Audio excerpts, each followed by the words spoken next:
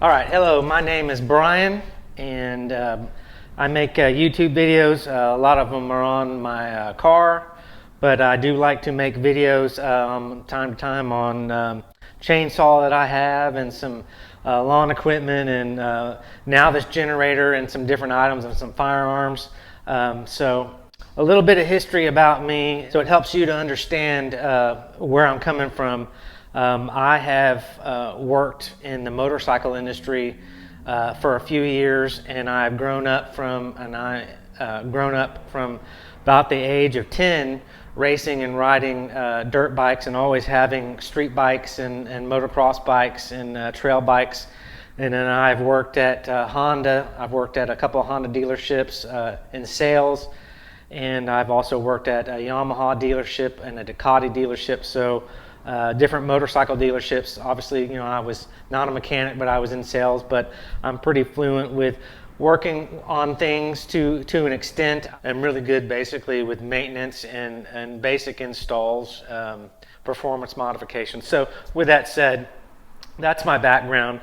But this is the first generator that I've had. I've wanted to buy a generator for about the last 20 years. You know, when I worked at Yamaha, we had the Yamaha generators. And you know, and they've always been expensive, and I put it off. I was younger, you know, I always thought power was always going to be available. I lived in that world. And so with this latest storm, Dallas, Texas is where I live, and we've had that a couple of power outages. I think it was 2011 and now, you know, 2021. And then I've also had mild tornadoes, F1 tornado kind of roll through my neighborhood, take out power, some storms. We have lots of storms in the summer that can get quite bad and take out power lines, and the cars crashing into the you know, the boxes out there on the street that distribute the power to the neighborhoods, and be without power. And I'm a simple person. I live by myself. And I don't have a multi-level house, and so I am pretty simple. I just need my refrigerator, a microwave. I have a combination of gas and electric in this house that I'm currently in. My stove is electric, and then I basically need some air conditioning or heating versus winter. You know, if it's winter, I need a heater, and I need cooling when it's 100 degrees here in Dallas and it's quite miserable and humid. So this is the generator that I chose. I've shopped a lot of different generators. This is the Win 3800 watt or 3500 constant watt generator, and I've always wanted to do the inverted generators because they are quiet, and I know how loud. I mean, just start the lawnmower, a loud lawnmower, and set that right by your house and let that run. You know, or you're sleeping, you know, and early in the morning the neighbor's mowing the lawn at 8 in the morning, you know, and it's Saturday. So there you go. So I wanted a quiet generator, and I shopped at Westinghouse and Win. You know, a lot of these generators in the last couple of, you know, 5-6 years have really come a long way. You know, I wouldn't say that maybe I would have bought, even if they had these, you know, like 15-20 years ago, you know, because Honda and Yamaha, and there were maybe some other generators that they were good generators that you could trust. But now, through modern technology and the companies, the Chinese companies, are, you know, making these things have really improved on their quality, and the motors are actually pretty solid. We've got Harbor Freight that makes generators, or a company, Chicago Power, whatever, that they have different brands that they make these generators, and a lot of that technology and the parts are now able to be purchased, and their generators are almost identical to the Honda generators. And so you know, and Honda and Yamaha charge a premium, like just all the motorcycles. They're expensive, and through the years they've skyrocketed in price. And so anyways, that's enough. So this is the generator that I went with. I did a lot of research. I really like this. I'm an ultra picky person. I am scratch. You know, just if I had a scratch on something that was brand new, I'd be very upset. I wouldn't tolerate it. So this is actually looks really nice. Everything is really finished out well. It's quite heavy, and I need to express that this is heavy. I mean, I just turned 50. I'm in decent shape. I'm not going to say, you know, I'm the strongest person. I can pick this up if I need to. Do I want to pick it up very much? No. It is actually very, very heavy, and if you have any type of health conditions or back problems or leg problems or muscle problems, you likely will not be able to pick this up, and if you do, you could cause harm or, you know, cause damage to your body and be laid in bed for a week. It is very, very heavy. I have a little mild hernia myself. It's through the years. It's very small, and I don't want to aggravate that. And so when I lift super heavy things, you know, you got to really bend at the knees. But anyways, I'm always thinking that I do not want to cause more carnage to that hernia and then have to get surgery. So it is very, very heavy. About 108 pounds is what I am assuming. And so that is very, very heavy. But luckily, you've got your handle, and it's very easy to tote around that way. But you'll have problems. My house has about 4 steps, concrete steps, that I have to get up. And so you could drag this up there if you want to, but you're going to, you know, scuff up and, you know, possibly rip up the little rubber feet. So, I mean, you got to pick it up. If you can just wheel it around, or if you got to take this out of the back of your truck bed, you know, or you're pulling a trailer and you got to take it out of the back of your truck bed and put it down, you're going to have to lift it up, or 2 people. I mean, 2 people is the best advantage. 1 on each side, lift it up, and then you're not going to cause harm to your body parts. So other than that, enough about that. So I just took it out of the box. As you'll see, you know, I did a little time-lapse video of me just taking it out of the box. There's plenty of people that are shown taking it out of the box and close-ups of all the things it comes with, but I'm not going to go into the details that everyone's already covered. There's plenty of videos on this already, but I'm doing this, so I might as well just video it and put it up, and maybe someone can get something out of it. Maybe I'll cover something a little better, a little worse, who knows, on what I'm going to do. So I'm going to just take the battery, pull that out, connect it up. I am going to put some oil in it. I'm just going to, just some cheap oil in the beginning. It's a break-in oil. I believe you don't want to really start out with small engines. Just my philosophy, you know, with high grade oil that's going to lubricate really, really, really well, because you want the engine to break in. You want the parts to mate. So, you know, a little bit lower quality oil. That you know, this is good oil. It's going to work. But it's not synthetic.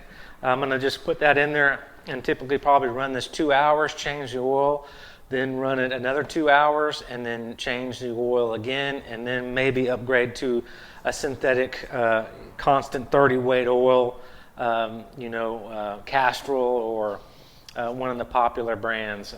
So with that said, also too, I've got the Win magnetized dipstick that's coming, and I got this today, and it has not shown up yet. So $10.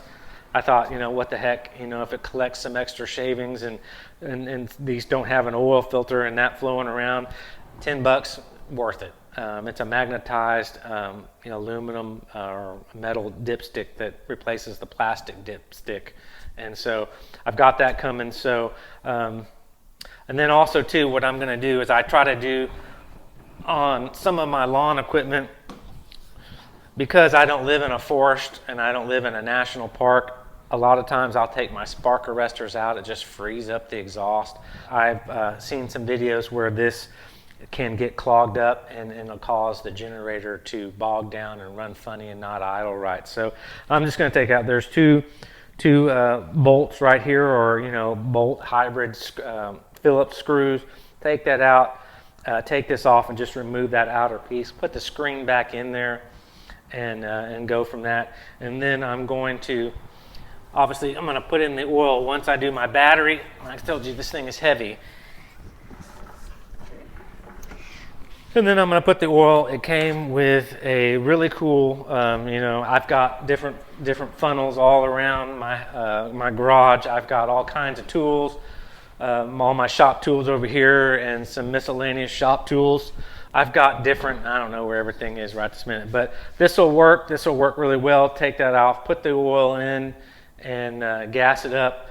And then also too, while I'm talking right here, is I will, and I think this is important. This will be a standby generator, so it may not be used for a year or 2 years. I'm going to break it in, and then I will keep it inside, indoors, so it's not going to suffer the 120 degree here in the garage, or during the storm that we just had. It's not going to get down to -5 wind chill, so it's going to be kind of a moderate, 60 degrees in the house, let's just call that. And so one thing I encourage others to invest in is a metal gas can. I've got plenty of plastic gas cans around, and those are good for just putting in gas and then using it, but not storing it. So a metal gas can, and I found these, or this one at Harbor Freight, and it's a little expensive. It's about $40, but it's a metal gas can, and it's going to preserve the gas much, much longer. And this is actually just a fairly decent gas can. I mean, I wish it was probably $25, but it's about $40. So I'm going to invest and buy 2 more, so I'll have 3. So they're 5 gallons, and so that'll give me 15 gallons of fuel. And then I will, when I set this up, I bought the Staybill 360 protection. I think this is possibly more suited for ethanol content, because there's just no gas stations that I can find that sell gas without ethanol in it. So the 360 protection, so I'll put that, read the instructions on the back, and fill these up before I go get gas, and I most likely will get super unleaded. Then I can use it in my car if I need to. My car pretty much needs super unleaded, and it's just a little bit higher grade gas. So, but 3 of these, so that's 15 gallons. This has like a 2.2 gallon gas tank, so which just and it runs about 8.5 hours at half a load, and so which just assume that this is going to get 7 hours, 6.5, 7 hours.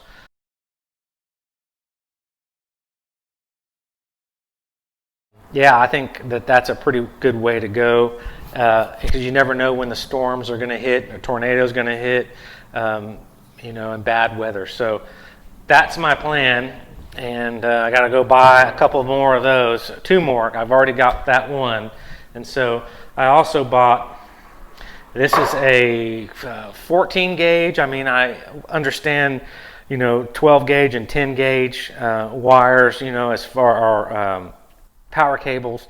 And this one has here, this would just be for general running of computers, some of the smaller things, the TV, some of the smaller components. Definitely not, the air conditioner or anything that's really going to draw some power. But this is just a neat little thing that I bought from Wynn's website when I got this, and it's got 4 plugs, and so you can plug this into the power panel up front and then run that into the house, and this turns, and this just is a good way to store it. And this is 50-foot cable, power cable. So I went ahead and got that. It was like $60. Also have some other cables that are 10 and 12 gauge for a little bit more heavier use. But other than that. Okay, so I turned it on its side. These are the nuts you've got to move, and the little red bracket plates that help secure the motor so that it doesn't get damaged in shipping.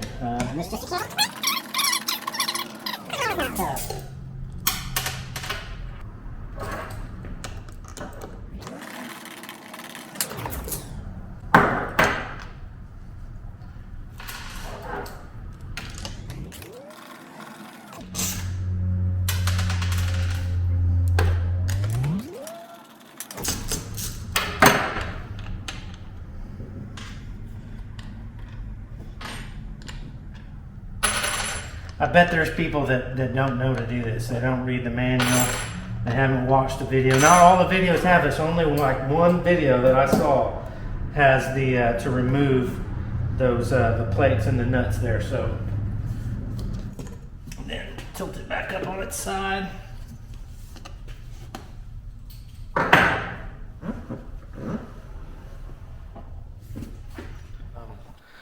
I'm just going to do some things and then, you know, maybe rush through them in the video, you know, time lapse them or something. But this is really, really cool. And you'll see this in other video too. There's actually some really good videos, and I'm not trying to replace other videos. But like I said, while I'm doing this, I just want to go ahead and highlight and make a video because I like making videos. But here is the external drain. So the drain for the oil is right there. But if you drained it from right there, it would end up, you know, in the bottom of the tray right here. So they've given you a little extension, and so you can drain it. You can go to Walmart and get yourself a little tub or something, you know, and hang this off, and then fill that, you know, tilt this over and drain into an oil catch pan. So here's the drain plug that I'm going to replace with the metal drain plug that's going to come to me hopefully later today or tomorrow, and then read your instruction manual to where you'll know how much oil to put in, and then you will want to use so you don't overshoot it, and you'll want to use a measuring cup. It'll tell you, you know, about how much you want to put in there. Fill up your generator with oil, remove the dipstick, take your supplied funnel, put it in there like that, insert it in there, and then we're going to add our oil. I've already put some in, so I'm just topping it off. But basically that's how you do that. Then you just fill it up. And the manual says, and this is where this cup comes in handy, that it's 18.6 ounces, and that'll give you a ballpark. So this is a ratio, right? 18 ounces, so you can just figure a little bit higher than that. Fill that up and then just pour it in, and you're set. Because you don't really want to overfill it and have to drain it, and you don't want to just sit there and try to guess and keep you know, just looking at it and checking the dipstick. So you might as well just do it right and use some kind of cup to measure the contents. So okay, so once you're done, you can pull out your funnel. Make sure you put it in somewhere because it's going to continue to drip. And then you're going to insert your cap or your measuring dipstick back in there, screw it in, and then you will start your engine. And once you plug your battery in, put your positive lead on the battery. We'll do that next. Then you can start it up. You can check your oil level. But other than that, you just put that back in here like that, and you know, put this cover back on and screw it on and secure it. So, all right. So we're going to start it. We're going to simply. It's got gas. It's got fuel. It's got oil. We're going to move this to the start. Don't press this button or push it down. Move it to start, and you're going to push this in.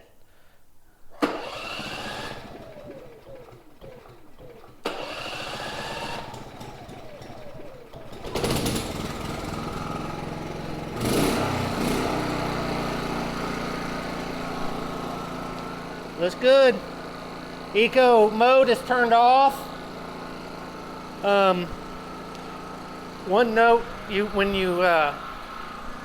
when you turn it to the choke down there at the bottom, turn it down to the choke to start it. You want to pretty much immediately move it up to the run position, and then when you're done, you can turn it to the auto off, and it'll run it itself out of fuel. Or you can manually turn it off right here by holding that down for 6 to 7 seconds. That's eco mode. And then if you're going to plug something in that's drawing a lot of current and needs immediately full power, you want to turn that eco mode off initially so that it's got full power so it can start whatever it needs to start.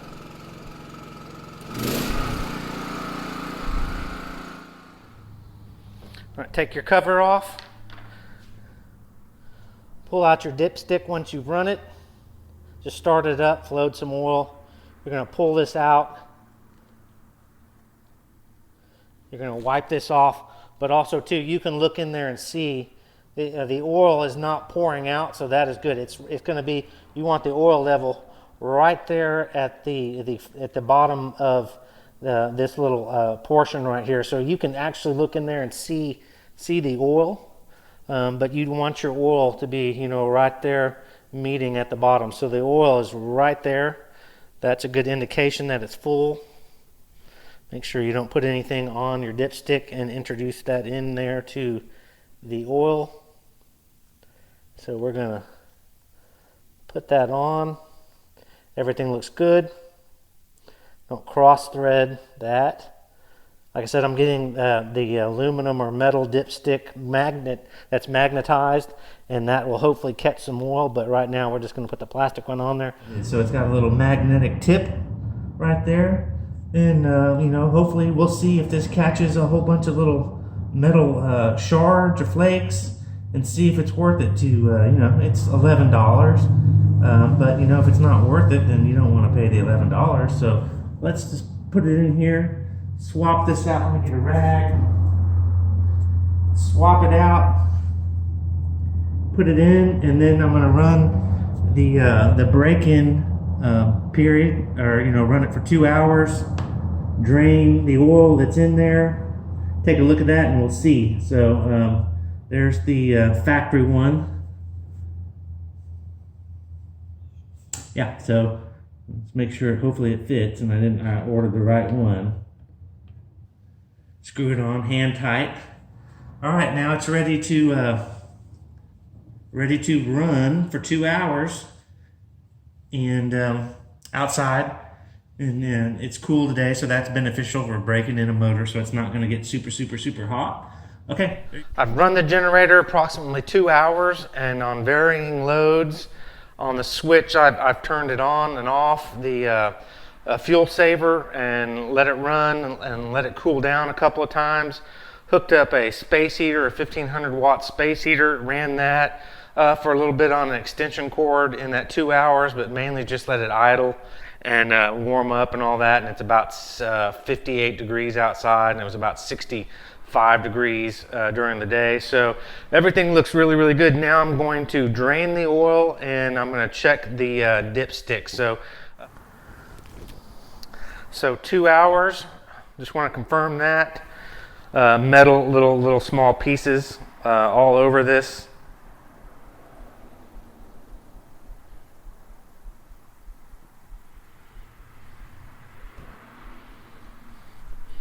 So I would say it's worth it. I don't know how well this is going to show up in the camera.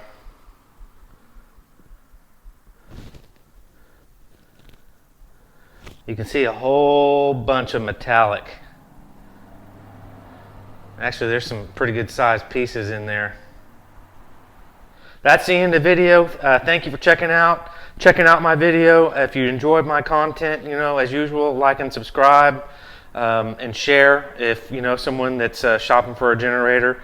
Hopefully this video was really helpful. I appreciate your time, and have a good night and a good day, and see you on the next video possibly. Bye-bye.